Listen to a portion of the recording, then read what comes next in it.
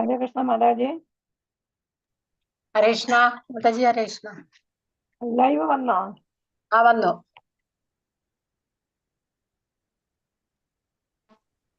हरे कृष्ण माताजी, प्रणाम. हरे कृष्ण.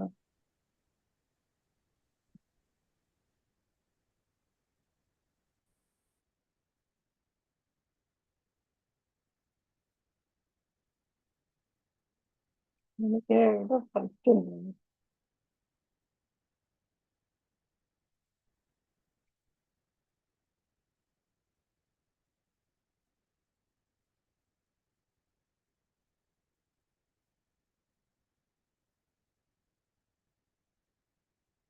ഹരേ കൃഷ്ണ മാതാജി, ഷെയർ ചെയ്യുന്ന കാണുന്നുണ്ടല്ലോ അല്ലേ? കാണുന്നുണ്ട് മാതാജി.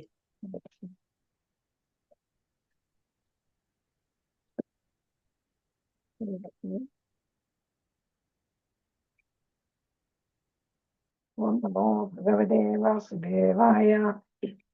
ഓം നമോ ഭഗവതേ വാസുദേവായ. ഓം നമോ ഭഗവതേ വാസുദേവായ. നാരായണം നമസ്കൃത്യം നരം ചൈവ നരോത്തമം ദേവീം സരസ്വതീം വ്യാസം തതോ ജയമുദീരയേ. നഷ്ടപ്രായേഷ ഭദ്രേഷു നിത്യം ഭാഗവത സേവയാ.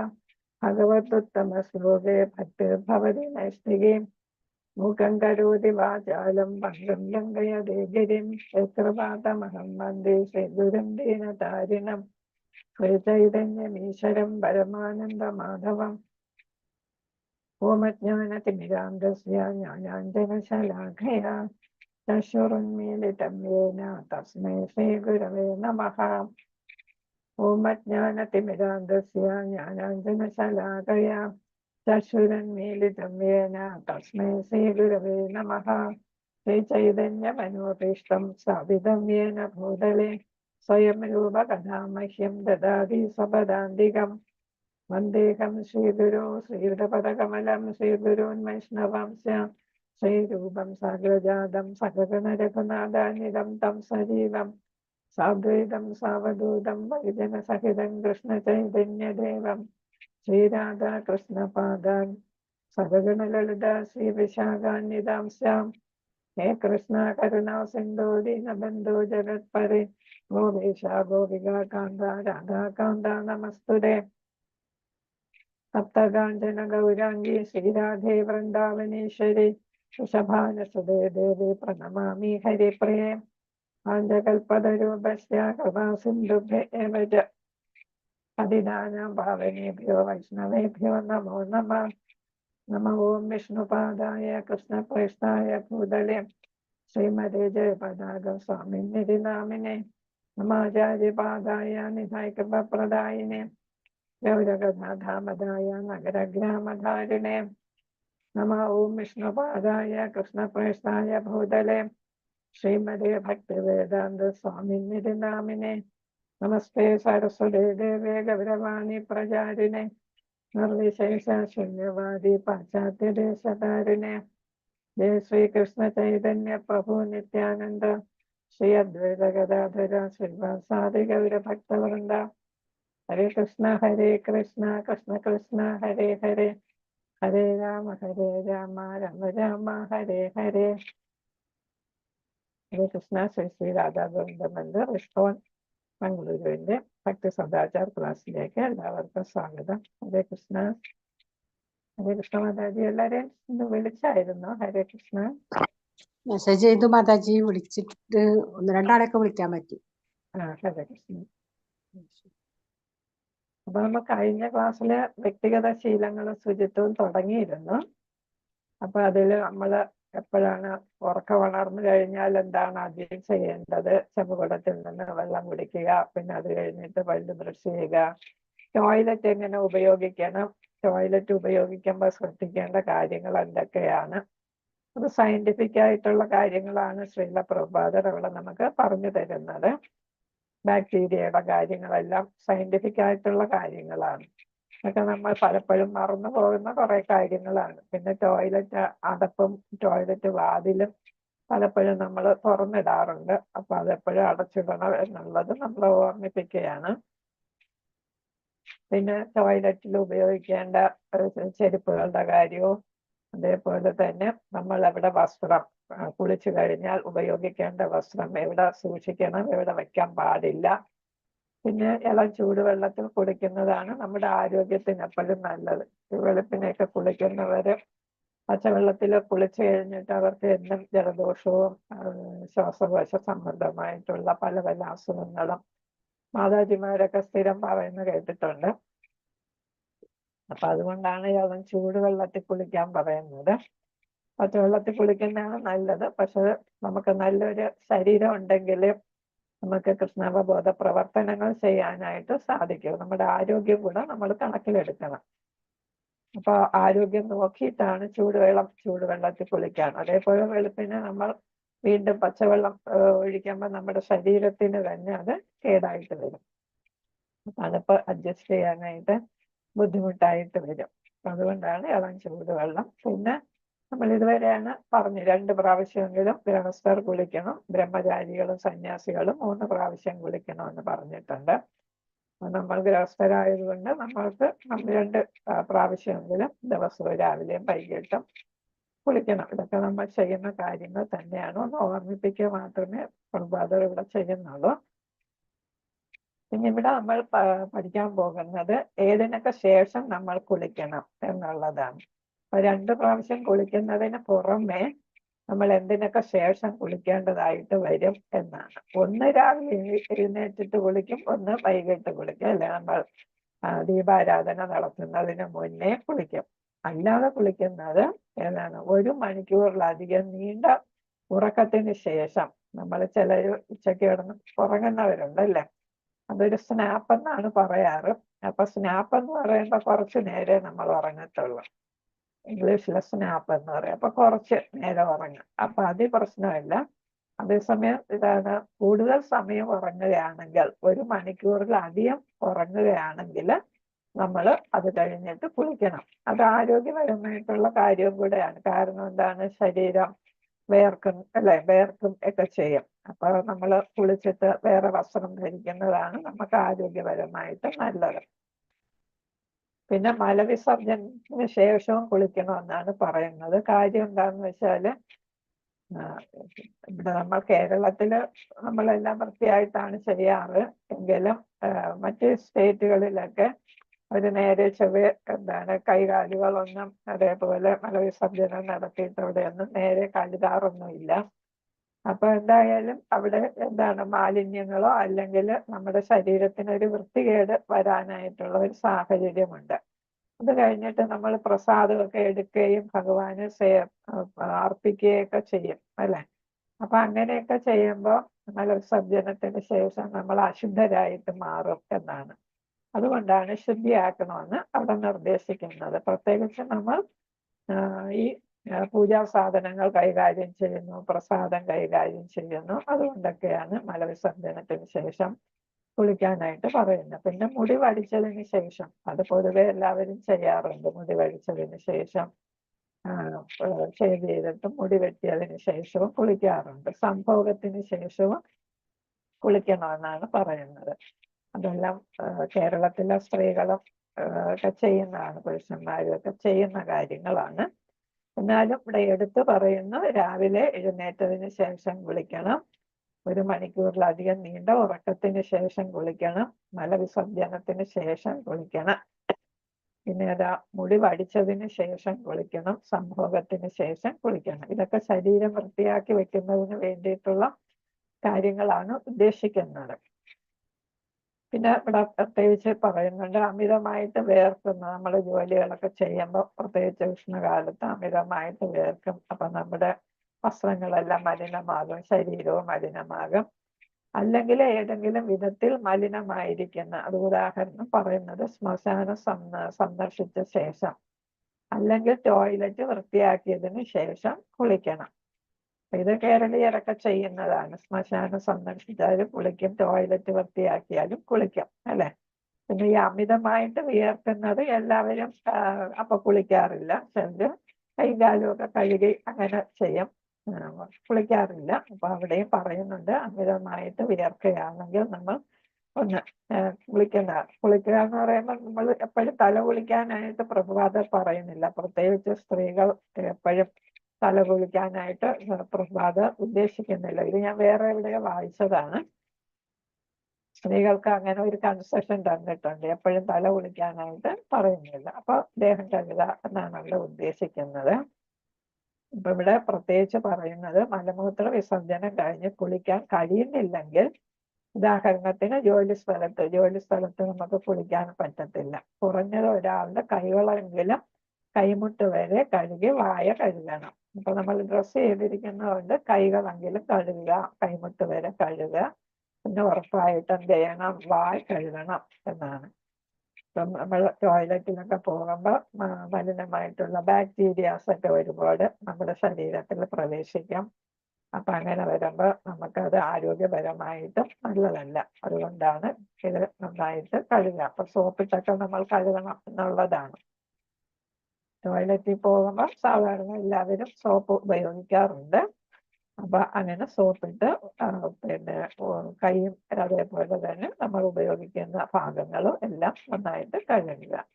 പിന്നെ വായും അതേപോലെ നന്നായിട്ട് കുലുക്കി തുപ്പുക.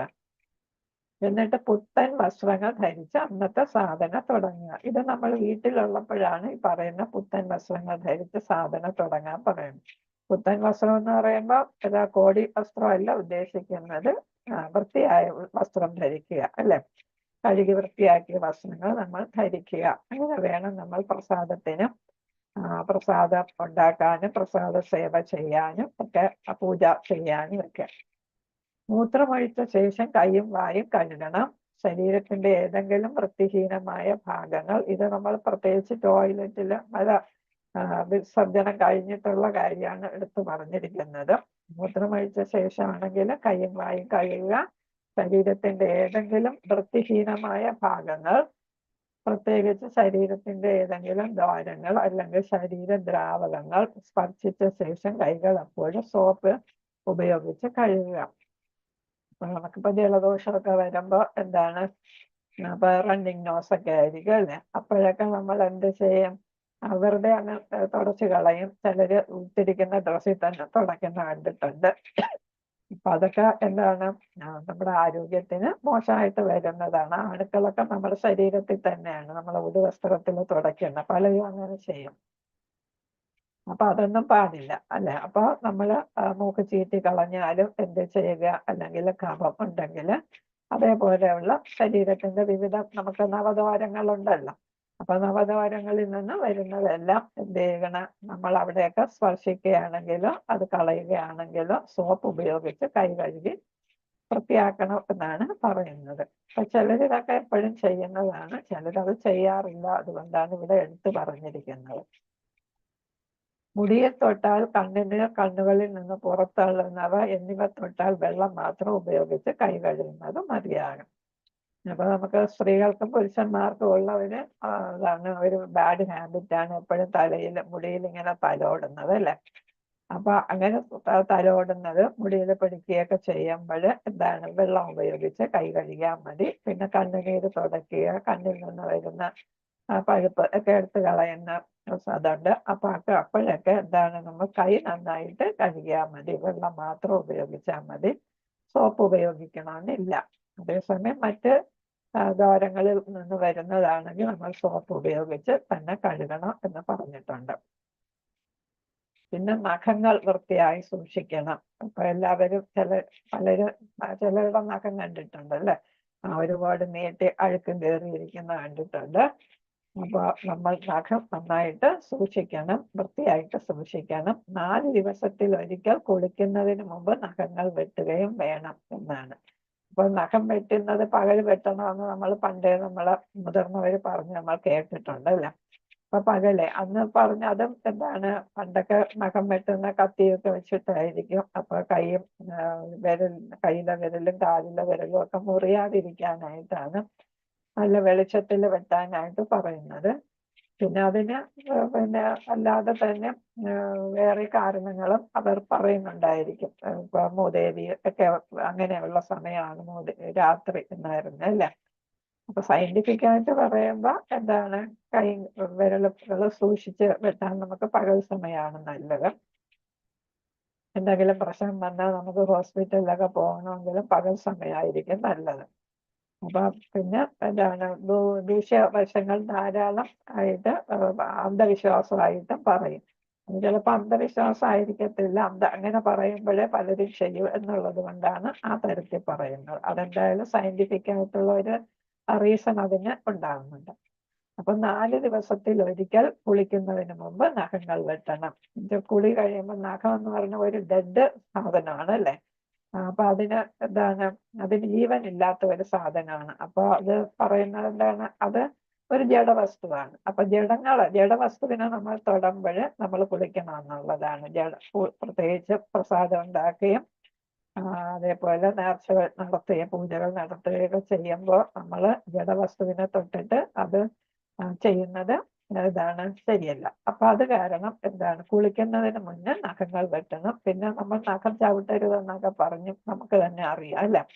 അപ്പൊ ഇവിടെ പറയുന്നുണ്ട്, നഖങ്ങൾ സിങ്കിലോ ടോയ്ലറ്റിലോ ഫ്ലഷ് ചെയ്യണം എന്നാണ്. തുറന്ന സ്ഥലത്ത് ഇടരുത്, അതൊരു ഡെഡ് സാധനം ആയതുകൊണ്ട് എന്ത് ചെയ്യണം, ടോയ്ലറ്റിലോ സിങ്കിലോ ഇട്ട് ഫ്ലഷ് ചെയ്ത് കളയണം എന്നുള്ളത്. ചവിട്ടാനും എടുക്കാനും ഒന്നും ആരും പാടില്ല എന്നുള്ളതാണ് അതുകൊണ്ട് ഉദ്ദേശിക്കുന്നത്. ഹരേ കൃഷ്ണ.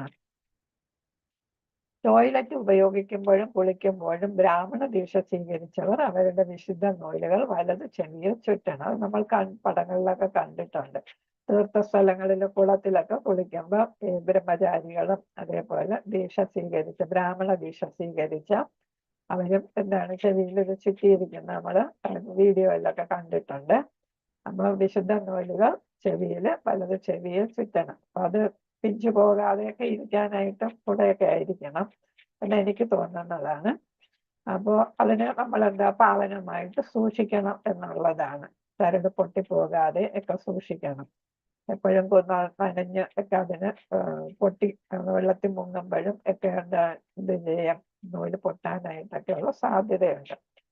ചിലപ്പോൾ വേറെ ആധ്യാത്മികമായിട്ടുള്ള റീസണും ഉണ്ടാകാം. അപ്പൊ എന്തായാലും അത് നമ്മൾ ശ്രദ്ധയോടെ കൈകാര്യം ചെയ്യേണ്ടതാണ് ഈ വിശുദ്ധ ബ്രാഹ്മണിക്കൽ നൂലുകൾ. പ്രസാദം ആദരിക്കുന്നതിന് മുമ്പ് കൈ കഴുകുക എന്നുള്ളത്, നമ്മൾ സാധാരണ ഭക്ഷണം കഴിക്കും മുമ്പേ നല്ലോണം കൈ കഴുകാം. അത് കഴിച്ചു കഴിഞ്ഞ ശേഷം നന്നായിട്ട് കൈ കഴുകും. ഇവിടെ പ്രസാദം പ്രത്യേകിച്ചും അത് ആദരിക്കുന്നതാണ്. പ്രസാദത്തിന് ആദരിക്കുന്നതാണ് കൈ കഴുകുക എന്നുള്ളത് കൊണ്ട് ഉദ്ദേശിക്കുന്നത്. അതായത് മലിനമായിട്ടുള്ള കൈകൾ കൊണ്ട് നമ്മൾ പ്രസാദം എടുക്കാനും ഉപയോഗിക്കാനും പാടില്ല, തൊടാനും ഉപയോഗിക്കാനും പാടില്ല. അപ്പൊ നമ്മൾ പടത്തിന്റെ മുന്നിൽ പൂജാമുറിയിൽ പ്രസാദം വച്ചിട്ട് നമ്മൾ ഓരോ ആഹാരത്തിനനുസരിച്ച് ലിക്വിഡ് ആയിട്ടുള്ളവയ്ക്കാണെങ്കിൽ ഒരു മാല ജപിക്കുന്ന 5 മിനിറ്റോ ഒരു മാല ജപിക്കുന്ന സമയം അവിടെ നമ്മൾ വയ്ക്കുക. എന്നിട്ട് നാമം ജപിക്കുക എന്നുള്ളതാണ്, മഹാമന്ത്രം ജപിക്കുക. അതേസമയം അല്ലാത്ത ഖരമായിട്ടുള്ള വസ്തുക്കൾ വയ്ക്കുകയാണെങ്കിൽ നമ്മൾ 2 മാല ജപിക്കുന്ന സമയവും അല്ലെങ്കിൽ 20 മിനിറ്റോ എങ്കിലും അവിടെ വച്ചേക്കണമെന്നാണ് പറയുന്നത് പൂജാമുറിയില്. അത്ര സമയം നമ്മൾ നാമം ജപിക്കണം. എന്ന് വെച്ചാൽ ഭഗവാൻ അർപ്പിച്ചിട്ട് നമ്മൾ വേറെ ഓരോ കാര്യം ചെയ്തുകൊണ്ട് ഇരിക്കാൻ പാടില്ല. ഭഗവാൻ അർപ്പിച്ചിട്ട് ഭഗവാനെ തന്നെ സ്മരിക്കണം, കീർത്തിക്കണം, പ്രകീർത്തിക്കണം. അപ്പൊ അത് തിരിച്ചെടുക്കാൻ പോകുമ്പോൾ നമ്മൾ ഓടിച്ചൊന്നും എടുക്കാൻ പാടില്ല. ഒന്നിൽ ബെല്ല് കിലുക്കിയിട്ട് അല്ലെങ്കിൽ ഡോറിൽ മൃദുവായിട്ട് 2-3 പ്രാവശ്യം തട്ടിയിട്ട്, അതേപോലെ അപ്പോഴും നമ്മൾ ശുചിയോടെ ആയിരിക്കണം പ്രസാദം തിരിച്ചെടുക്കാനും, വയ്ക്കുന്നത് പോലെ തന്നെ തിരിച്ചെടുക്കാനും.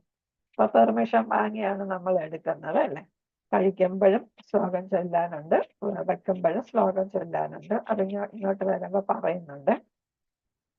പ്രസാദത്തിനെ ആദരിച്ച ശേഷം കൈയും വായും കഴുകുക എന്ന് വെച്ചാൽ കഴിച്ചതിന് ശേഷവും എന്ത് ചെയ്യുക, ആദരിക്കുക എന്ന് വെച്ചാൽ നമ്മൾ ബഹുമാനത്തോടെ ഭഗവാന്റെ കാരുണ്യത്താൽ കിട്ടുന്നതാണ് നമുക്ക് ആഹാരം അല്ലെ.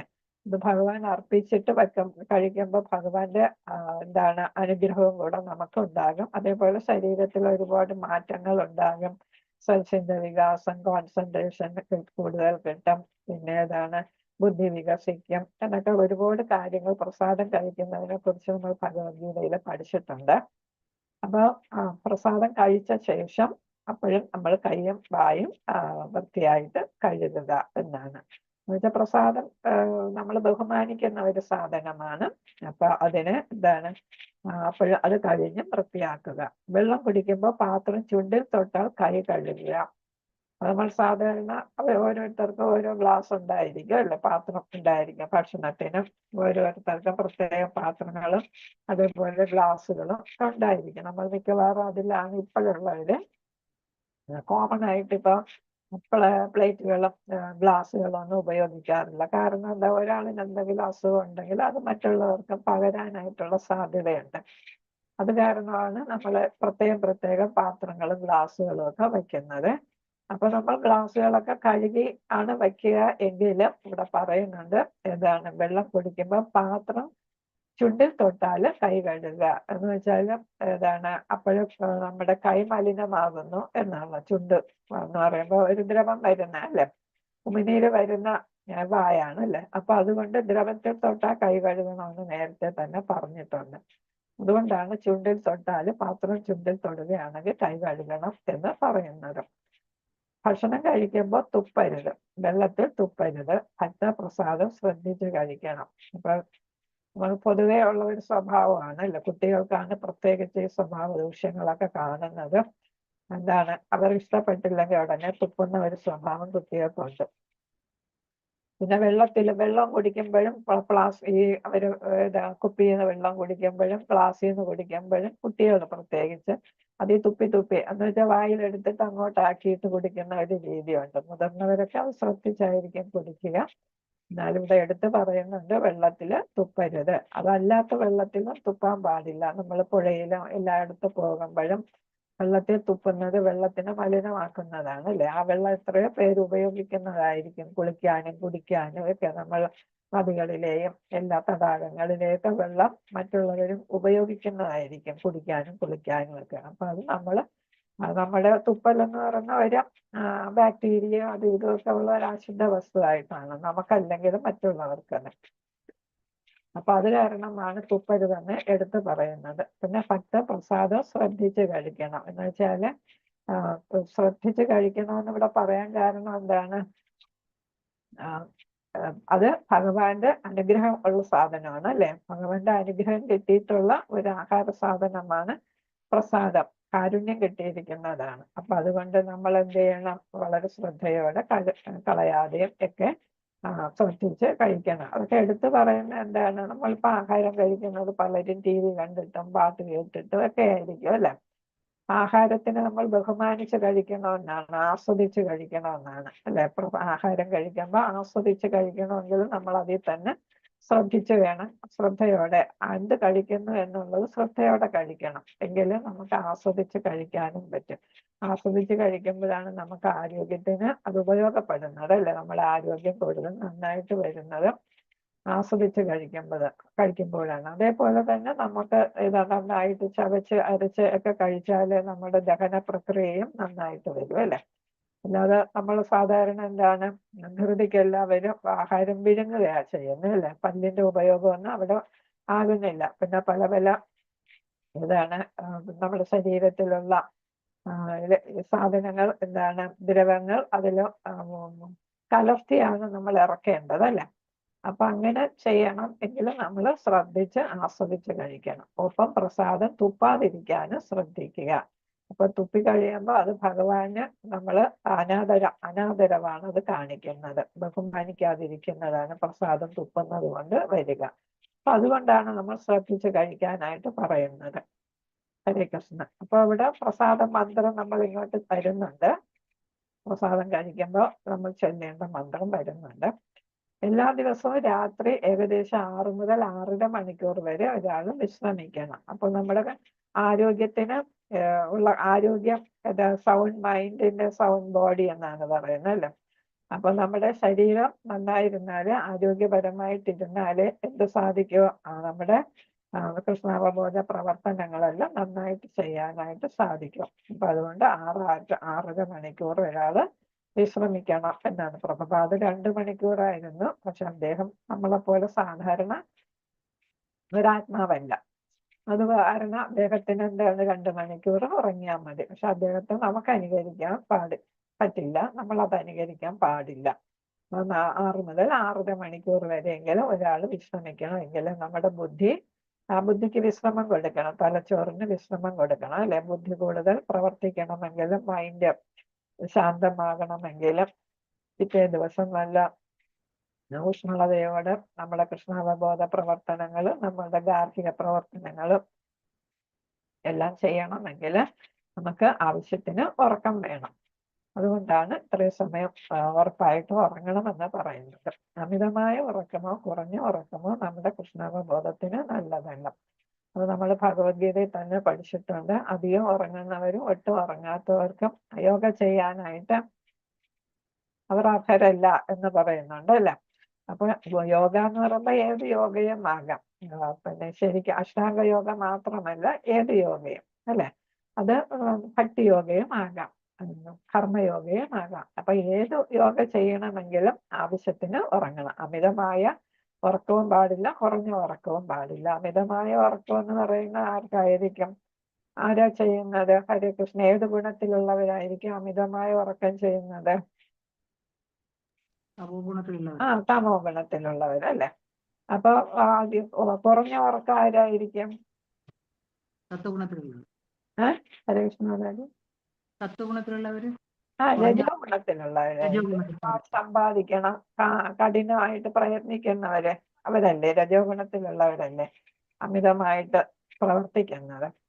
അപ്പൊ അതായിരിക്കും. സത്വഗുണത്തിലുള്ളവര് സാധാരണ രീതിക്ക് തന്നെ എല്ലാ കാര്യങ്ങളും കൊണ്ടുപോകണം. ഹരേ കൃഷ്ണ. അപ്പൊ രജോ തമോ ഗുണക്കാരാണ് കൂടുതൽ ഉറക്കവും കുറഞ്ഞ ഉറക്കവും ആ ഗുണത്തിൽ രണ്ടിലും പെടുന്നവരാണ്.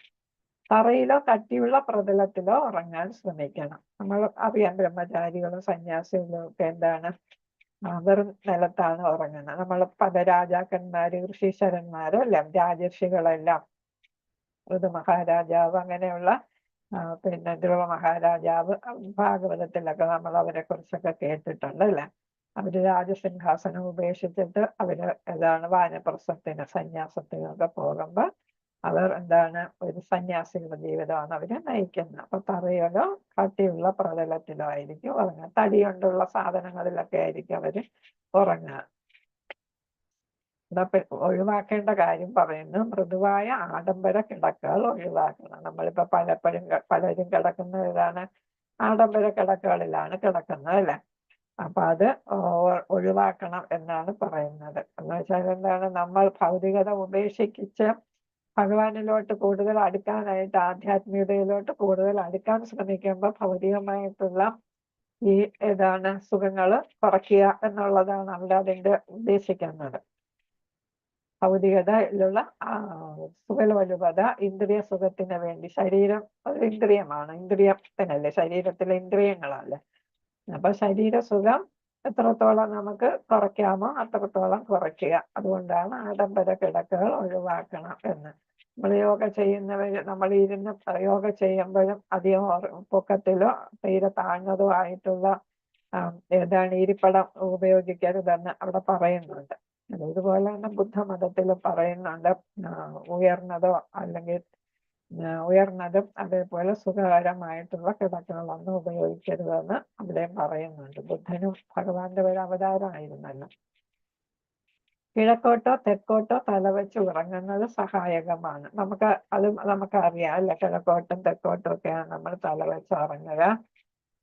അപ്പൊ അതിനെ കുറിച്ചൊക്കെ പറയുന്നുണ്ട്. വാസ്തുശാസ്ത്രം പറയുന്നുണ്ട് കിഴക്ക് തെക്ക് ശയനമാണ് നമുക്ക് വേണ്ടത്.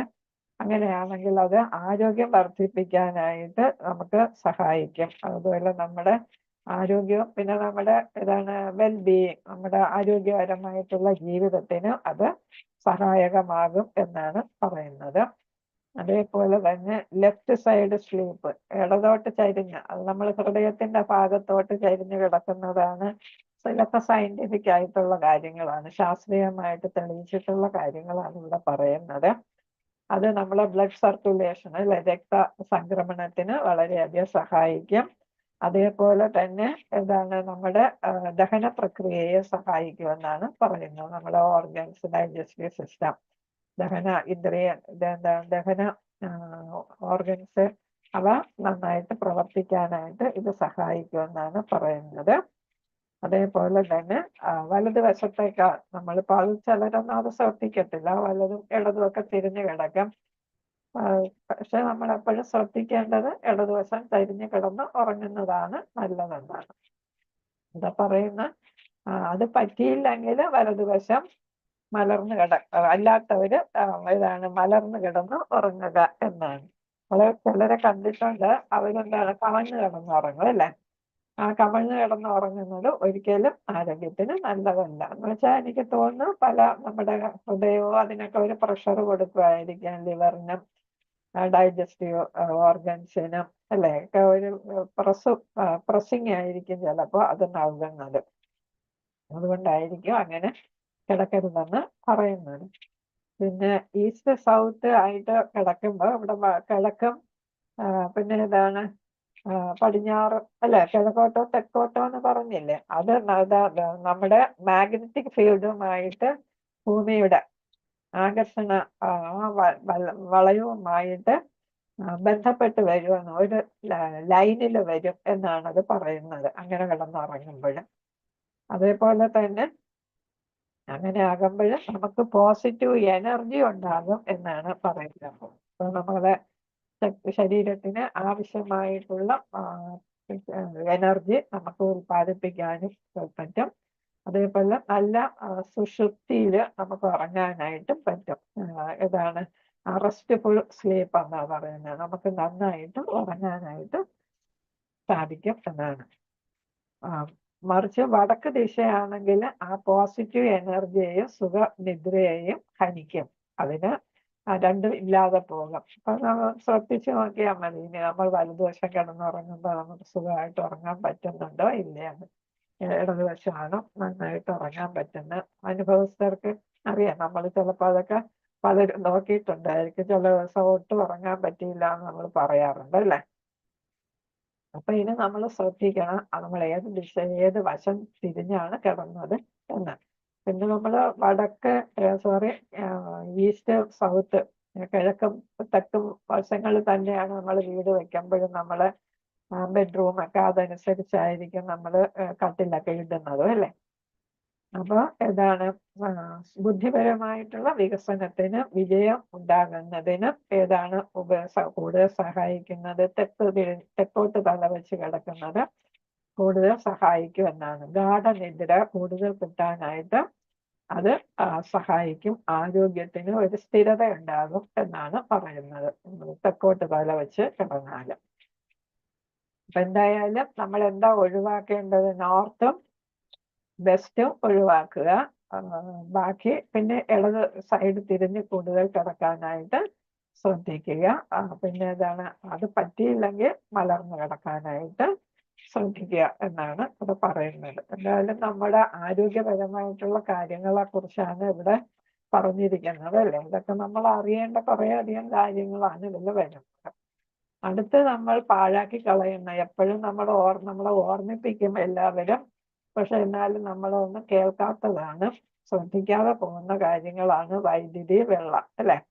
അപ്പൊ അവ നമ്മൾ പൈപ്പ് തുറന്നാൽ ചിലർ അടയ്ക്കത്തേ ഇല്ല. അതേപോലെ തന്നെ ലൈറ്റും ഫാനും ഒക്കെ ഇട്ടാൽ അതും ഓഫ് ചെയ്യാനായിട്ട് പലരും തയ്യാറായിട്ടില്ല. സ്ത്രീകൾ കുറച്ചൊക്കെ ശ്രദ്ധിക്കും, പുരുഷന്മാരും കുട്ടികളും ഒക്കെയാണ് ഇതൊട്ടും ശ്രദ്ധിക്കാത്തത്. അപ്പൊ അത് നമുക്ക് പൈസ ഉണ്ടല്ലോ കൊടുക്കാം എന്നായിരിക്കും കുട്ടികളും പുരുഷന്മാരും ചിലര് വിചാരിക്കുന്നത്. കാശുള്ളവർ അങ്ങനെ വിചാരിക്കും.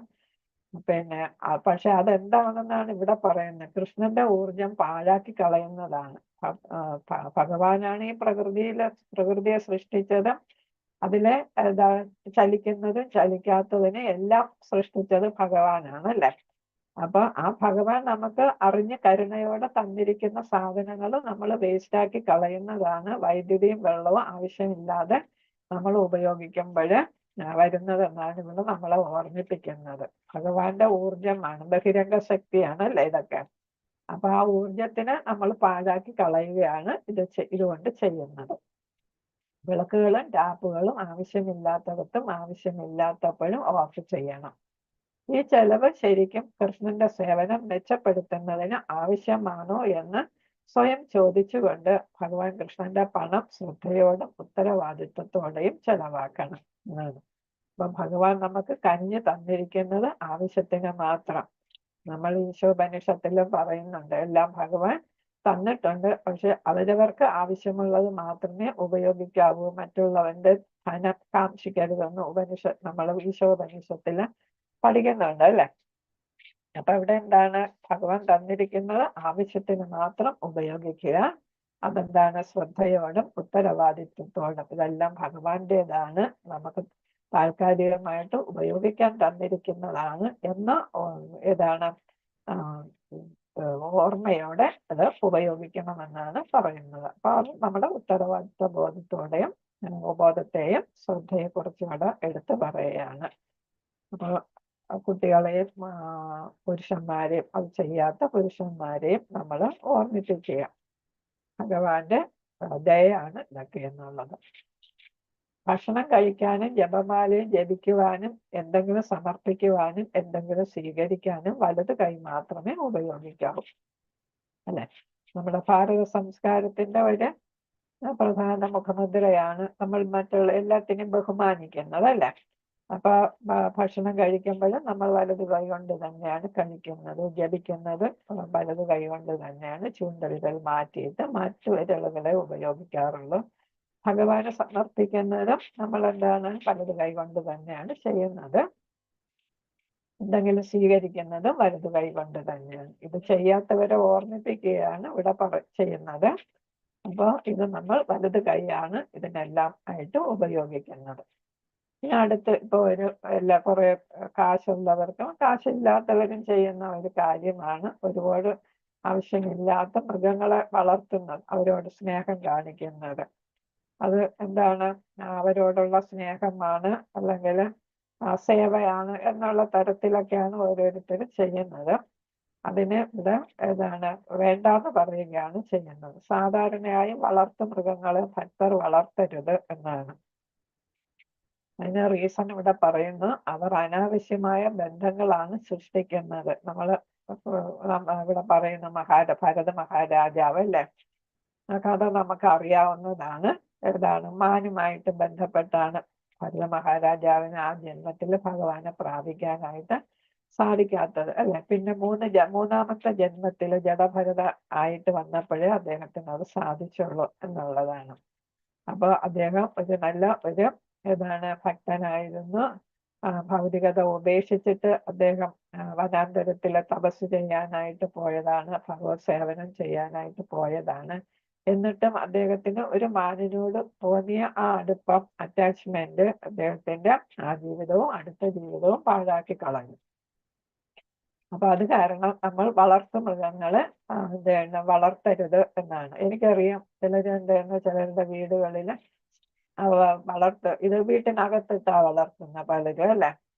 വളർത്തുന്ന ബെഡ് അവരെ ബെഡിൽ തന്നെ കൂടെ കിടത്തുന്നു, ചിലരാണെങ്കിൽ വേറൊരു ബെഡ് അവർക്ക് വേണ്ടിയിട്ട് കൊടുക്കുന്നു. ഒരു മനുഷ്യജീവിക്ക് ഏത് ബെഡ് വേണോ അതേപോലുള്ള ബെഡ് അവർക്കും കൊടുക്കും, AC ഒക്കെ ഇട്ട് കൊടുക്കാം. പിന്നെ അതേപോലെ തന്നെ എനിക്കറിയാവുന്നതാണ്, ഒരു പട്ടി മരിച്ചപ്പോഴെന്ത് ചെയ്യുന്നു, അതിന് സാധാരണ ഒരാളിന് ശവസംസ്കാരം നടത്തുന്നത് പോലെയാണ് അതിന് ശവസംസ്കാരമൊക്കെ നടത്തിയത്. അതിന് പ്രത്യേകിച്ച് അതാണ് അതിനെ അടക്കം ചെയ്ത ഒരു സ്ഥലം വേർതിരിച്ച് അലങ്കരിച്ചൊക്കെ വെച്ചിട്ടുണ്ട്. അപ്പൊ അതൊക്കെ അതിനോടായിട്ടുള്ള അറ്റാച്ച്മെന്റ് ആണ് കാണിക്കുന്നത് അല്ലെ. അപ്പൊ സാധാരണ വളർത്തരുത് എന്നാണ്. അപ്പൊ അത് നമുക്ക് അതിനോടൊരു അനാവശ്യമായ ബന്ധം, അതിനോടൊരു അടുപ്പം അത് വരും. അപ്പൊ നമ്മൾ ഭൗതികതയിലോട്ട് കൂടുതൽ അടുക്കാനായിട്ടത് ഇടയാക്കുന്നു എന്നാണ്. ഇതിനെക്കുറിച്ച് മുന്നറിയിപ്പ് ഭരത് മഹാരാജാവിന്റെ കഥയിലൂടെ നമുക്ക് ശാസ്ത്രങ്ങൾ നൽകുന്നു. വളർത്തുമൃഗങ്ങളെ വളർത്തുന്നതും വൃത്തിഹീനമാണ്. അടുത്തൊരു കാരണം പറയുന്നത്, ഒന്ന് അറ്റാച്ച്മെന്റ്, രണ്ടാമത്തെ എന്താണ് വൃത്തിഹീനമാണ്. അതെന്താണെന്ന് ഇവിടെ പറയുന്നു. വളർത്തുമൃഗങ്ങൾ മലമൂത്ര വിസർജനം കഴിഞ്ഞ് കുളിക്കാറില്ല. അപ്പൊ നമുക്കറിയാം, നമ്മളടുത്ത് മലമൂത്ര വിസർജനം ചെയ്താലും പിന്നെ അല്ലാതെയും കുളിക്കണമെന്ന് പറയും. പക്ഷെ ഈ വളർത്തുമൃഗങ്ങളെന്ന് നമ്മൾ കഴുകി കൊടുക്കുന്നൊന്നുമില്ല അല്ലെ. പിന്നെ ചിലര് പൂച്ച വളർത്തിയ പൂച്ചയെ കുളിപ്പിക്കാൻ പാടില്ല എന്നാണ് പറയുന്നത് അല്ലെ. നായയാണെങ്കിൽ ഇടയ്ക്കിടയ്ക്ക് കുളിപ്പിക്കും, പൂച്ചയാണെങ്കിൽ അതുമില്ല. അത് ഈ ജീവികളെല്ലാം എല്ലാവരും അവരവരുടെ ബെഡിലും അതേപോലെ എല്ലാം എടുത്തുകൊണ്ട് കിടക്കുന്നതാണ്. കാറിൽ പോകുമ്പോൾ മടിയിൽ വെച്ച് കൊണ്ടുപോകുന്നതാണ്. അപ്പൊ അങ്ങനെയൊക്കെയാണ് അതിനെ വളർത്തുന്നത്. അപ്പൊ അതിന്റെ ഏതാണ് രോമത്തിലും അണുക്കൾ കാണും, ധാരാളം അണുക്കൾ കാണും. അതേപോലെ തന്നെ ഈ മലമൂത്ര വിസർജനം ചെയ്തിട്ട് കഴുകാത്തത് കൊണ്ട് അവിടെ ധാരാളം അണുക്കൾ കാണും, ബാക്ടീരിയ കാണും അല്ലേ, നമുക്ക് ആരോഗ്യത്തിന് ഹാനികരമായിട്ടുള്ളത്. ഉദാഹരണത്തിന് പൂച്ചകൾ പുറത്ത് വേറൊന്ന് അലഞ്ഞു തിരിയുമ്പോൾ മറ്റു മൃഗങ്ങളെ ഭക്ഷിക്കും. എലിയെ ഇതിനെയൊക്കെ പൂച്ച പിടിച്ചു കഴിക്കും. പിന്നെ ഏതാണ് നായയാണെങ്കിലും അതിന് പല നായ്ക്കൾക്ക് എന്താണ് വേണ്ടത്, നോൺ വെജിറ്റേറിയൻ ഫുഡാണ് വേണ്ടത് അല്ലേ. അത് വന്നു കൊടുക്കുന്ന ചിലരെന്താണ് ഈ വേസ്റ്റ് ആയിട്ടുള്ള ബോൺസും അതേപോലെ തന്നെ കുടലും ഒക്കെ വാങ്ങിയൊക്കെയാണ് വേവിച്ച് കൊടുക്കുന്നത്. അപ്പൊ അതൊക്കെ വേണ്ടാതെ കളയുന്ന സാധനങ്ങൾ വാങ്ങിച്ച് കൊടുക്കാം. അപ്പൊ അതും നോൺ വെജ് ഫുഡും ആണ്, അതും വേണ്ടാത്ത സാധനമാണ് വേവിച്ച് കൊടുക്കുന്നത്. പിന്നെ ഏതാണ് ഈ പൂച്ചകളൊക്കെ അലഞ്ഞു തിരിഞ്ഞ് മറ്റുള്ളതിനെയൊക്കെ ഭക്ഷിക്കുകയും, അപ്പൊ അതും നമ്മൾ വെജിറ്റേറിയൻ ആണ്, അത് കഴിക്കുന്നത് നോൺ വെജിറ്റേറിയൻ. പിന്നെ അത് മറ്റുള്ളവർക്ക് ശല്യമാണ്. ചിലർക്ക് പൂച്ചയെ നായൊന്നും ഇഷ്ടമല്ല അല്ലേ. അപ്പൊ പേടിയുണ്ട് ചിലർക്ക് ഇഷ്ടമില്ല. അത് അടുത്ത് വരുന്നതും ദേഹത്ത് കയറുന്നതും ഒന്നും ഇഷ്ടമല്ല. ഈ വളർത്തുന്ന പൂച്ചയും നായ്ക്കളും ഒക്കെ ആണെങ്കിൽ ആര് വന്നാലും ദേഹത്ത് കയറുകയും മണപ്പിക്കുകയും ഒക്കെ ചെയ്യും. അപ്പൊ അതൊന്നും വേണ്ട എന്നാണ് ഇവിടെ പറയുന്നത്. അവർ മറ്റുള്ളവരുടെ തോട്ടങ്ങളിൽ മലവിസർജനം നടത്തുന്നു, അത് നമ്മൾ ശരിയല്ല എന്നുള്ളതാണ്.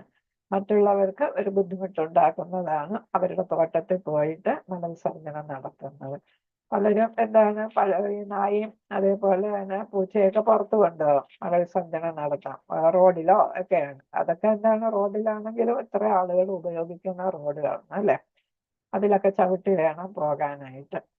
അപ്പൊ അതൊക്കെ തെറ്റായിട്ടുള്ള കാര്യങ്ങളാണ്.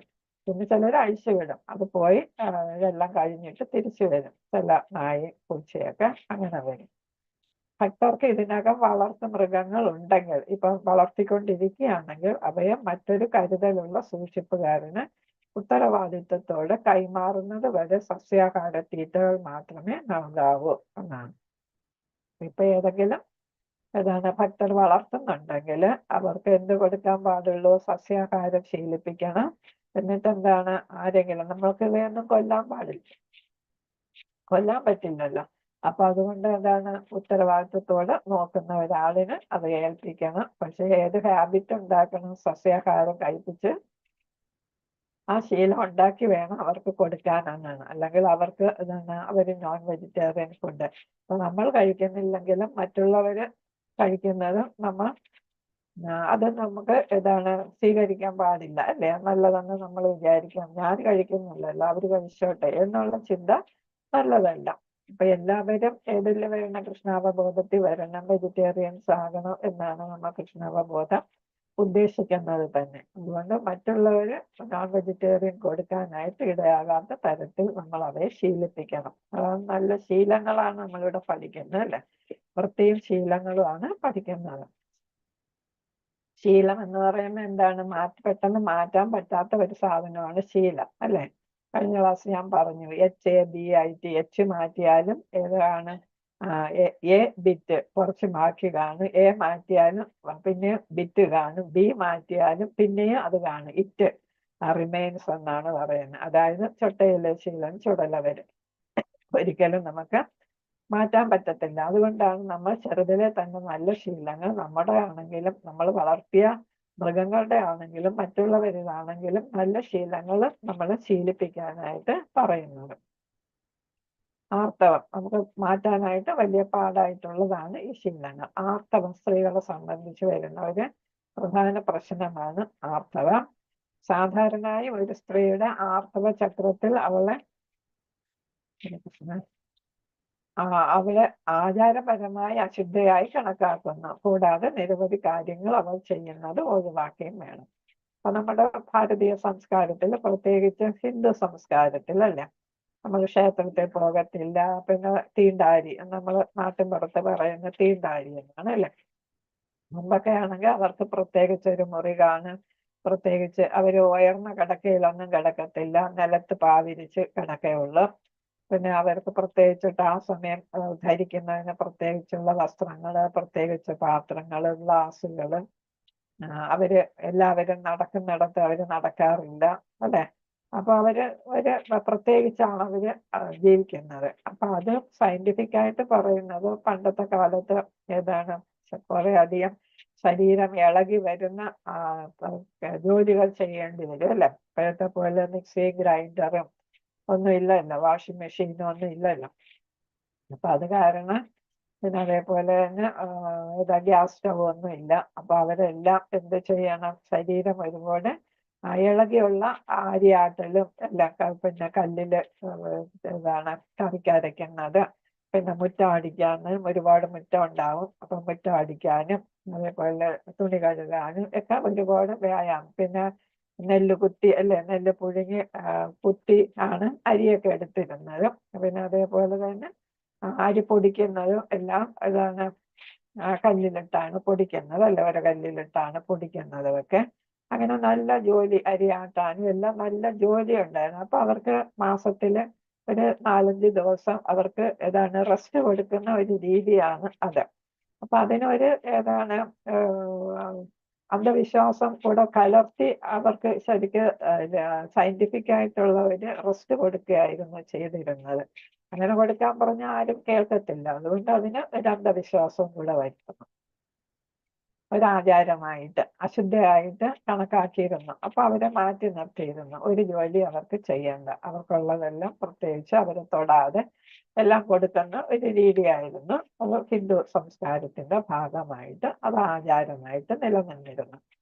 പിന്നെ എന്താണ്, അശുദ്ധയായിട്ടാണ് അപ്പൊ അവരെ കണക്കാക്കി. അതാണ് നമ്മൾ തീണ്ടാരി, തൊട്ടുകൂടായ്മ, അല്ലെ, എന്ന് പറയുന്നത്. കൂടാതെ നിരവധി കാര്യങ്ങൾ അവൾ ചെയ്യുന്നത് ഒഴിവാക്കിയിരുന്നു. നമുക്കറിയാലോ, ഒരു ജോലിയും ചെയ്യിപ്പിക്കത്തില്ലായിരുന്നു, അല്ലെ? ചുവടെയുള്ള മാർഗനിർദ്ദേശം പൊതുവായ മാർഗനിർദ്ദേശമാണ്. കുറച്ച് മാർഗനിർദ്ദേശമാണ് ഇവിടെ കൊടുത്തിരിക്കുന്നത്. അത് ജനറലായിട്ട് പറയുന്നതാണ്. കുറെ സ്ഥലം, സമയം, സാഹചര്യം അനുസരിച്ച് ക്രമീകരിക്കേണ്ടി വന്നേക്കാം. പൊതുവായിട്ട് പറഞ്ഞിരിക്കുന്നുണ്ട്, ഓരോ സാഹചര്യം അനുസരിച്ച് വ്യത്യാസം വരാം, സ്ഥലം അനുസരിച്ച് വ്യത്യാസം വരാം, സമയം കാലം അനുസരിച്ച് വ്യത്യാസം വരാം എന്നാണ് ഇവിടെ പറയുന്നത്. അത് ഓരോ ജാതിയിലും വ്യത്യാസം. ഇപ്പൊ ക്രിസ്ത്യൻസിനും മുസ്ലിംസിനും ഇതൊന്നും ബാധകമല്ല. അതേസമയം ഹിന്ദുവില് തന്നെ ക്ഷത്രിയർക്ക്, ബ്രാഹ്മണർക്ക്, പിന്നെ വൈശ്യർക്ക്, ശൂദ്രർക്ക്, അവർക്കെല്ലാം അതിലെ വിവിധ സബ് ഡിവിഷൻസ് ഉണ്ടല്ലോ, അതിലൊക്കെ വ്യത്യാസമായിട്ടാണ് വരുന്നത്. ഓരോ രീതിയാണ് അവർക്കെല്ലാം വ്യത്യാസമായിട്ടുള്ളതായിരിക്കും. അതുകൊണ്ടാണ് സമയം, കാലം, സാഹചര്യം എന്ന് ഇവിടെ പൊതുവായിട്ട് പറഞ്ഞിരിക്കുന്നത്.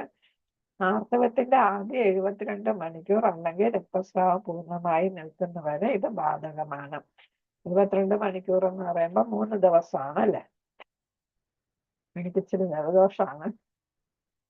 അപ്പൊ 72 മണിക്കൂർ 3 ദിവസം ഇത് ആവശ്യമായിട്ട് വരും. ചിലർക്ക് 3 ദിവസം ആകുമ്പോൾ രക്തസ്രാവം നിൽക്കത്തില്ല. അപ്പൊ അതുകൊണ്ടാണ് രക്തസ്രാവം പൂർണ്ണമായിട്ട് നിൽക്കുന്നത് വരെ എന്ന് പറയുന്നത്. ചെറുപ്പക്കാർക്കൊക്കെ കൂടുതൽ ദിവസം കാണും, 5, 6, 7 ദിവസമൊക്കെ ചിലർക്ക് കാണും. ചിലർക്ക് 3 ദിവസം മതിയാവും. അപ്പൊ അവരെന്തൊക്കെ ശ്രദ്ധിക്കണം എന്നുള്ളത് ഇവിടെ പറയുന്നത്. പ്രത്യേകിച്ച് ആദ്യം പറയുന്നത് ക്ഷേത്രമാണ്. അപ്പൊ ദേവസ്ഥാനങ്ങൾ, പൂജാരി മുറി, തുളസി ഗ്രഹം, അടുക്കള ഇവയിലൊന്നും അവർ പ്രവേശിക്കരുത്. കാരണം എന്താണ്, ദേവസ്ഥാനങ്ങൾ ഭഗവാന് നമ്മൾ ആചാരങ്ങൾ അർപ്പിക്കുകയും പൂജിക്കുകയൊക്കെ ചെയ്യുന്നതാണ്. പൂജാരി മുറി എന്ന് പറയുമ്പോൾ പൂജാ സാധനങ്ങളൊക്കെ വയ്ക്കുന്ന, പിന്നെ പൂജ ചെയ്യുന്നയാൾ കൈകാര്യം ചെയ്യുന്ന മുറിയാണ്. തുളസി ഗ്രഹം, തുളസി നമ്മൾ നട്ട് വളർത്തുന്ന ആ പ്രദേശം. അടുക്കള, ഭഗവാന് നിവേദ്യങ്ങൾ പാചകം ചെയ്യുന്ന സ്ഥലമാണ്. ഇവയിലൊന്നും അവർ പ്രവേശിക്കരുത്, അശുദ്ധമാകും, മലിനമാകും എന്നാണ്. എന്തായാലും നമ്മുടെ ശരീരത്തിൽ നിന്ന് ബ്ലഡ് പോകുന്നതാണ്. അതുകൊണ്ട് ആ സമയം നമ്മൾ ഈ പ്രദേശങ്ങളിലൊന്നും ഈ സ്ഥലങ്ങളിലൊന്നും പോകരുത്. ക്ഷേത്രമുറിയുടെ അകത്ത് പ്രവേശിച്ചേക്കാം, പക്ഷെ ക്ഷേത്രമുറിയുടെ പിൻഭാഗത്ത് പകുതിയിലേക്ക് നിൽക്കേണ്ടതാണ്. ക്ഷേത്രമുറി കയറിയാലും മുന്നോട്ട് വരരുത്, പുറകിലോട്ട് നിൽക്കണം. എന്നുവെച്ചാൽ ഭഗവാനിൽ നിന്ന് അകന്ന്, പൂജാ വിഗ്രഹത്തിൽ നിന്ന് അകന്ന് വേണം നിൽക്കാൻ. പൂജാമുറിയിൽ കയറാതിരിക്കുന്നതാണ് നല്ലത്. അഥവാ കയറും, നമ്മൾ സാധാരണ ഹിന്ദുസ് ഒന്നും ആ സമയത്ത് പൂജാമുറിയിലും ക്ഷേത്രത്തിലും ഒന്നും കയറാറില്ല അല്ലെ. അങ്ങനെ കയറിയാൽ തന്നെ പുറകിലോട്ട് നിൽക്കണം എന്നാണ് പറയുന്നത്. ദേവാരാധന നടത്തുന്നതോ ബന്ധമുള്ളതോ ആയ സേവനങ്ങൾ ചെയ്യുന്ന ഭക്തരിൽ ആരെയും അവർ തൊടാൻ പാടില്ല. നമ്മൾ സാധാരണ നമ്മൾ ശീലിച്ചു വന്നതാണ്. അപ്പൊ അവിടെ ഉണ്ട്, നമ്മൾ ആരെയും തൊടത്തില്ല അല്ലെ. ദേവാരാധന നടത്തുന്നതോ ബന്ധമുള്ളതോ ആയ സേവനങ്ങൾ ചെയ്യുന്ന ഭക്തരെയാണ് ഇവിടെ പറഞ്ഞിരിക്കുന്നത്. ഇപ്പൊ എല്ലാം നമ്മള് അത് പണ്ടുള്ള രീതിയിൽ നിന്നും വിട്ടു മാറി. നമ്മളിപ്പോ കാലം മാറി, അത് നേരത്തെ പറഞ്ഞല്ലോ, കാലം മാറിയപ്പോ പണ്ടുള്ള രീതി നമുക്ക് പറ്റുന്നില്ല, പാലിക്കാൻ പറ്റാറില്ല. അപ്പൊ നമ്മൾ അപ്പോഴും ജോലി തന്നെ ചെയ്തുകൊണ്ടിരിക്കുകയാണ്. പ്രത്യേകിച്ച് സ്ത്രീകൾക്ക് ജോലി ചെയ്യാതിരിക്കാൻ പറ്റത്തില്ല. പിന്നെ ആരാണ് എംപ്ലോയിഡ് ആയിട്ടുള്ള ജോലിയുള്ളവരും അങ്ങനെ ഗൃഹസ്ഥർ ആണെങ്കിലും അവർക്ക് എല്ലാ ജോലിയും അവർ തന്നെ ചെയ്യേണ്ടതായിട്ട് വരുന്നുണ്ട്. അപ്പൊ അവര് ശ്രദ്ധിക്കേണ്ടത് എന്താണ്? ഭക്തരെ തൊടരുത്. പിന്നെ ഏത് ഭക്തരാണ്? സേവനങ്ങൾ ചെയ്യുന്ന ഭക്തരെ തൊടരുത്. അതുപോലെ ദേവ ആരാധന നടത്തുന്നതുമായി ബന്ധപ്പെട്ട കാര്യങ്ങളിൽ നിന്ന് അകന്നു നിൽക്കണം. ദേവതകളുടെ സേവനത്തെ നേരിട്ട് ഉപയോഗിക്കുന്ന ഒന്നിലും തൊടരുത്. പൂജാ സാധനങ്ങളിലോ അങ്ങനെയുള്ള വസ്ത്രങ്ങളിലോ ഒന്നും തൊടാൻ പാടില്ല. പൂക്കളിലോ അത് ഉപയോഗിക്കുന്ന ജലത്തിലോ ഒന്നും തൊടാനായിട്ട് പാടില്ല. മാലകൾ ഉണ്ടാക്കുകയോ ഭഗവാന്റെ വസ്ത്രങ്ങൾ തുന്നുകയോ ചെയ്യരുത്. അപ്പൊ ഭഗവാൻ അർപ്പിക്കുന്ന കാര്യങ്ങളിലൊന്നും ഇടപെടാനായിട്ട് പാടില്ല. തുളസി നനയ്ക്കുകയോ പ്രദക്ഷിണം വയ്ക്കുകയോ ചെയ്യരുത്. ഇതെടുത്ത് പറയുകയാണ് അല്ലെ. നമ്മൾ തുളസിയെ പ്രദക്ഷിണം വയ്ക്കുന്നുണ്ടല്ലോ. അപ്പൊ പ്രദക്ഷിണം വെച്ചാൽ നമ്മൾ ബ്രഹ്മഹത്യ പാപം വരെ ഇല്ലാതാകും എന്നാണ് പറയുന്നത് അല്ലെ. നമ്മൾ അതുകൊണ്ടാണ് തുളസി ആരാധന നിർബന്ധമായിട്ട് ചെയ്യുന്നത്. അപ്പൊ തുളസി നനയ്ക്കാനും പാടില്ല. കാരണം എന്താണ്? തുളസി ദേവിയാണ് അല്ലെ. ഭഗവാന്റെ പ്രധാനപ്പെട്ട ഒരു ഭക്തയാണ്, ദേവിയുമാണ്. അപ്പൊ അതുകൊണ്ട് ദേവിയുടെ സ്ഥാനത്താണ് തുളസി. അപ്പൊ അത് കാരണം നനയ്ക്കാനും പാടില്ല, പ്രദക്ഷിണം വയ്ക്കാനും പാടില്ല. യജ്ഞങ്ങളിൽ പങ്കെടുക്കുകയോ അഗ്നിയിൽ ആഹുതി അർപ്പിക്കുകയോ ചെയ്യരുത്. അപ്പൊ യജ്ഞങ്ങള് പിന്നെ എന്താണ്? പൂജകളാണ് ഇവിടെ അല്ലെ, പൂജകൾ തന്നെയാണ്. അപ്പൊ അതില് നമ്മൾ പങ്കെടുക്കാനായിട്ട് ആർത്തവമുള്ള സ്ത്രീകൾ 3 ദിവസമോ എത്ര ദിവസം എന്ന് വെച്ചാൽ അതില് പങ്കെടുക്കാനായിട്ട് പാടില്ല. അവൾ ഭക്തർക്ക് പ്രസാദം വിളമ്പി കൊടുക്കരുത്. ഭക്തരെ നമ്മൾ ബഹുമാനിക്കേണ്ടതാണ്. പ്രസാദത്തിനെ ബഹുമാനിക്കണം. പ്രസാദം ഭഗവാന്റെ കരുണയായിട്ട് നമുക്ക് കിട്ടുന്നതാണ്. അപ്പൊ അത് കാരണം പ്രസാദം തൊടാനും പാടില്ല. അത് മറ്റുള്ളവർക്ക് ഭക്തർക്ക് വിതരണം ചെയ്യാനും പാടില്ല എന്നുള്ളതാണ് ഇവിടെ പറഞ്ഞിരിക്കുന്നത്. അപ്പൊ ഇതൊക്കെ ചിലതൊക്കെ നമ്മളിപ്പോ ചെയ്തുകൊണ്ടിരിക്കുന്ന കാര്യങ്ങളാണ്. ചിലതൊക്കെ നമുക്ക് പുതുമയായിട്ട് കിട്ടുന്നുമുണ്ട്. ഇതെല്ലാം നമ്മൾ ശ്രദ്ധിച്ചു വെക്കുക. അതനുസരിച്ച് വേണം നമ്മൾ ഓരോന്ന് ചെയ്യുന്നത്. ചിലര് നമ്മൾ യജ്ഞത്തിലൊക്കെ പങ്കെടുത്ത് അവിടെ എത്തിപ്പെട്ടിട്ട് ആർത്തവം വന്നാൽ അവർക്ക് അതിൽ നിന്ന് ഒഴിവാകാനും പറ്റത്തില്ല. അങ്ങനെയൊക്കെയുള്ള ഇൻസിഡൻസ് ഒക്കെ ഉണ്ടായിട്ടുണ്ട്. അപ്പൊ അവർക്ക് പങ്കെടുക്കേണ്ടി വരുന്നു എന്നുള്ളതാണ്. അപ്പൊ അങ്ങനെ പങ്കെടുത്തവരുണ്ട്.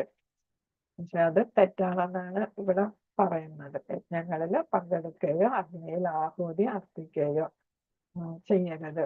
ആഹൂതി എന്ന് വെച്ചാൽ നമ്മള് അരിയുള്ള ഇതൊക്കെ അർപ്പിക്കത്തില്ലേ, അതൊന്നും അർപ്പിക്കാൻ പാടില്ല എന്നാണ്. ആർത്തവമുള്ള സ്ത്രീ തൊട്ടതൊന്നും അഗ്നിയിൽ അർപ്പിക്കാൻ പാടില്ല എന്നുള്ളതാണ് ഇവിടെ പറയുന്നത്. പ്രസാദത്തിനെ ബഹുമാനിക്കണം, തുളസിയെ ബഹുമാനിക്കണം. ഭഗവാന്റെ വസ്ത്രങ്ങളും ഭഗവാൻ ഉപയോഗിക്കുന്ന മറ്റു സാധനങ്ങളും മാലകളും ഒന്നിലും തൊടാൻ പാടില്ല. സേവനം ഭഗവാനുമായി ബന്ധപ്പെടുന്ന ഒരു സേവനത്തിലും പെടാൻ പാടില്ല. വിളക്ക് തേക്കുകയോ അങ്ങനെയൊക്കെയുള്ള കാര്യങ്ങൾ അപ്പൊ അതിലൊന്നും നമ്മൾ ചെയ്യാനായിട്ട് പാടില്ല എന്നാണ്. മുമ്പൊക്കെ അത് നമ്മൾ ശരിയായിട്ട് പാലിച്ചുകൊണ്ടിരുന്നു. ഇപ്പൊ നമ്മൾ കുറെയൊക്കെ നമ്മൾ ഇഗ്നോർ ചെയ്ത് തുടങ്ങിയതാണ്. അപ്പൊ നമ്മൾ കൃഷ്ണാവബോധത്തിൽ വന്നപ്പോൾ നമ്മൾ അതെല്ലാം കുറച്ചും കൂടെ ശ്രദ്ധിച്ച് ചെയ്യേണ്ടതാണ് എന്നാണ് ഇവിടെ പറയുന്നത്. ഹരേ കൃഷ്ണ. പാഞ്ചകൽപതരൂപശ്ച കൃപാസിന്ധുഭ്യേവച പതിതാനാം പാവനേഭ്യോ വൈഷ്ണവേഭ്യോ നമോ നമഃ. മുകുന്ദമോടി വൈഷ്ണവ ഭക്തവൃന്ദയ്ക്ക് ജയ്. ശ്രീന പ്രഭുപാദയ്ക്ക് ജയ്. ഗുരു മഹാരാജ് കി ജയ്. നമ്മളെ ഗുരു മഹാരാജിന്റെ ആവിർഭാവ ദിനമായതുകൊണ്ട് അദ്ദേഹത്തിന്റെ പാതാരവിന്ദങ്ങൾ നമ്മളെല്ലാവരും നമ്മളെ സമർപ്പിക്കുകയാണ്. അദ്ദേഹത്തിന് വേണ്ടി നമുക്ക് 3 പ്രാവശ്യം ഹരേ കൃഷ്ണ മഹാമന്ത്രം ജപിക്കാം. ഹരേ കൃഷ്ണ. എല്ലാവരും ജപിച്ചാണ്. അൺമ്യൂട്ട് ചെയ്ത് എല്ലാവരും ജപിക്കുക. ഹരേ കൃഷ്ണ കൃഷ്ണ കൃഷ്ണ ഹരേ ഹരേ ഹരേ രാമ രാമ രാമ ഹരേ ഹരേ ഹരേ ഹരേ കൃഷ്ണ കൃഷ്ണ കൃഷ്ണ ഹരേ ഹരേ രാമ ഹരേ ഹരേ രാമ രാമ രാമ ഹരേ ഹരേ ഹരേ കൃഷ്ണ കൃഷ്ണ ഹരേ ഹരേ ഹരേ രാമ രാമ രാമ ഹരേ ഹരേ ഹരേ. ഹരേ കൃഷ്ണ മാതാജി പ്രണാമം.